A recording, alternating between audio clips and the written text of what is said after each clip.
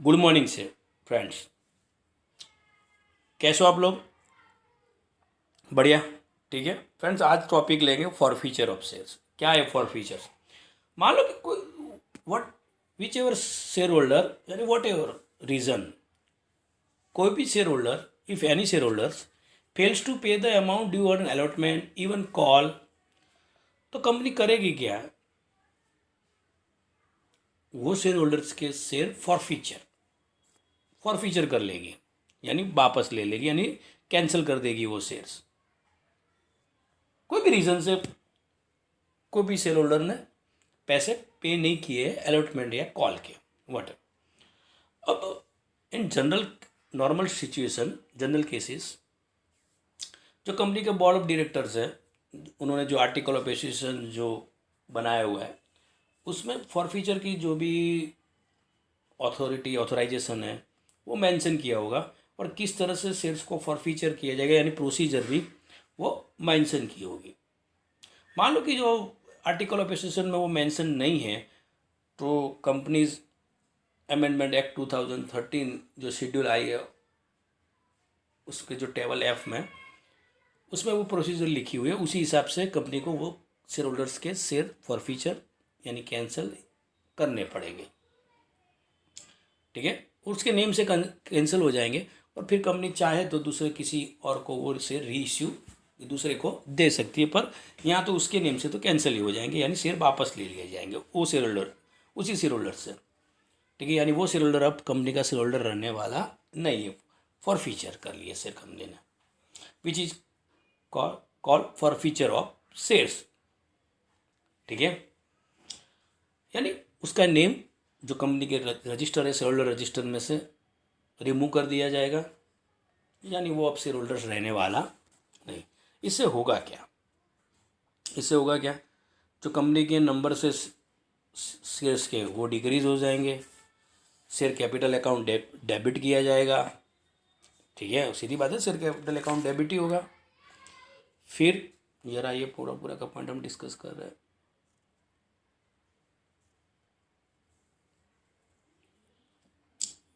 फिर से numbers decrease हो जाएंगे शेयर्स के, वो शेयर होल्डर का अकाउंट डेब यानी शेयर कैपिटल अकाउंट डेबिट होगा, और जो भी शेयर फॉरफीचर किए हुए हैं उसके ऊपर जितना भी पैसे यानी पेमेंट हुआ है, यानी जितने भी पैसे शेयर होल्डर्स ने पे किए हुए हैं वो भी फॉरफीचर हो जाएंगे, यानी शेयर होल्डर्स को वापस मिलने वाले नहीं है। तो वो कहाँ पे क्रेडिट किए जाएंगे? तो वो शेयर फॉरफीचर अकाउंट में क्रेडिट किया जाएगा। तो same amount will be credited to share forfeiture account. Journal entries ये रही friend at the time of shares forfeiture, यानी जब शेयर फॉर फीचर किए जाएंगे तो तब ये जनरल एंट्री लिखी जाएगी। तो ये एंट्री होगी फेस वैल्यू पे शेयर इश्यू किए हो, तो share capital account to forfeiture account to share allotment, यानी जितनी अलॉटमेंट भी पे नहीं हो रहा है तो वो अलॉटमेंट लिखा जाएगा, और फर्स्ट फाइनल कॉल नहीं पे किया तो वो भी लिखा जाएगा। प्रीमियम से फॉर फीचर करना हो तो प्रीमियम पे नहीं हो रहा है, जिसमें प्रीमियम हो तो यहाँ प्रीमियम डेबिट हो जाएगा, और जो भी चीज़ें पे नहीं की हुई है वो यानी अलॉटमेंट एंड कॉल, यहाँ तो जो पे फॉर फीचर अकाउंट में तो जो अमाउंट पे की होगी वही आएगी। ये यानी ये दोनों, यानी ये मिली हुई और ये दोनों नहीं मिली हुई, ये मिली हुई और ये नहीं मिली हुई। ठीक है, फॉर फीचर अकाउंट में मिली हुई लिखी जाएगी। तो प्रीमियम वाला भी ले लिया हमने फ्रेंड्स।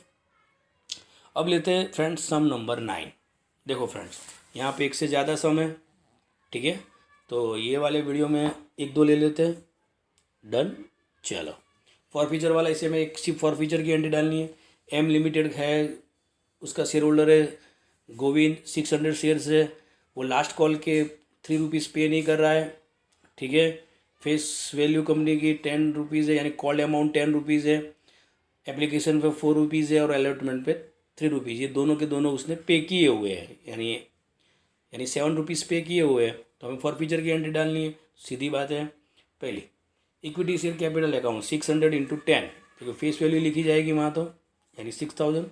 अब देखो यहाँ ये पे किए हुए हैं यानी फॉर फीचर अकाउंट में, यानी उसने एप्लीकेशन के 4 प्लस अलॉटमेंट के 3 यानी 7 रुपीज़ पे किए हुए हैं।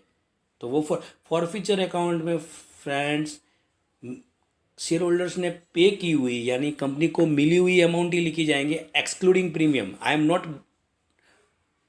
Telling you including but excluding, यानी प्रीमियम के सिवाय एंड उसके बिगर वाली अमाउंट, यानी वही, यानी 600 इंटू 7 यानी 4200, वो मिली हुई अमाउंट है। नहीं मिली अमाउंट कॉल की यानी 600 इंटू 3 यानी 1800, यानी सम कंप्लीट हो गया हमारा। ठीक है, यानी ये मिली हुई अमाउंट और ये नहीं मिली हुई अमाउंट। क्लियर? 4200 मिली हुई और 1800 नहीं मिली हुई। डन। सम नंबर 2, सम नंबर 2 ले लेते हैं फ्रेंड्स। यहाँ पे एन लिमिटेड है, प्रेमा भाई है जिनके पास 2400 यानी 2400 शेयर्स है। कंपनी की इश्यू प्राइस है 10 रुपीज़। ठीक है, उन्होंने फर्स्ट कॉल के 2 रुपीज़ नहीं पे किए हुए, उन्होंने एप्लीकेशन के 3 रुपीज़ और अलॉटमेंट के 3 रुपीज़ दोनों पे किए हुए। अब तक कंपनी ने 8 रुपीज़ ही कॉल किए हुए हैं, यानी 2 रुपीज़ ऑफ सेकंड कॉल या फाइनल कॉल तो अभी कॉल ही नहीं किया, यानी कंपनी ने कॉल कितने किए हुए 8 रुपीज़। तो सीधी बात है डेबिट 8 रुपीज़ ही होंगे, जितने कॉल किए उतने ही होंगे।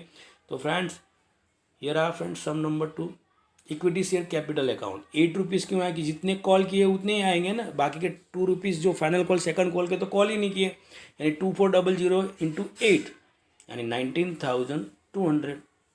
उसमें से पे किए हुए पे 6 रुपीज़ कैसे आए? तो फ्रेंड एप्लीकेशन के 3 रुपीज़ और अलॉटमेंट के 3 यानी 3 + 3 ये पे किए हुए, यानी 2400 इंटू 6 14,400, यानी ये पे किए हुए। और ये पे नहीं किए हुए यानी ये फर्स्ट कॉल आपका कॉल सीनियर्स वाला, ये फर्स्ट कॉल भी लिख सकते हैं यहाँ पे। ठीक है, यानी 2400 इंटू 2 ये नहीं पे किए हुए। डन। Clear friends? तो फ्रेंड्स आगे ले लेते हैं सम नंबर 3 ये में। इसमें अब ये प्रीमियम वाला है, देख लो फ्रेंड्स। क्यू लिमिटेड है, टोटल अमाउंट जो उन्होंने कॉल की हुई है 22 रुपीज़। कैसे 20? तो फेस वैल्यू 10 रुपीज़ और 12 रुपीज़ प्रीमियम है, यानी 12 रुपीज़ प्रीमियम में है। ठीक है, अब शेयर होल्डर से her good name is Kinjal, उसके पास कितने शेयर है 500 शेयर्स है। उसने क्या पे किया हुआ है? एप्लीकेशन अमाउंट पे की हुई है 15 रुपीज़, उसमें 12 रुपीज़ तो प्रीमियम के, यानी 3 रुपीज़ कैपिटल होगी, 12 + 3 होगा ना, सीधी बात है। फिर आगे पढ़ते हैं फ्रेंड्स। उसने अलॉटमेंट के 4 रुपीज़ वो भी पे किए हुए थे, तो उसने पे की क्या नहीं किया हुआ था? उसने फ्रेंड्स लास्ट कॉल 500 शेयर्स पे नहीं पे किए हुए, तो उसके शेयर कंपनी ने फॉरफीचर कर लिए। तो जनरल एंट्री क्या होगी फ्रेंड्स? तो ये रही फ्रेंड्स थर्ड वाली, equity share capital account 500 into 10 यानी 5000, पूरी फेस वैल्यू लिखी जाएंगे क्योंकि पूरे के पूरे 10 रुपीज़ कॉल किए हुए।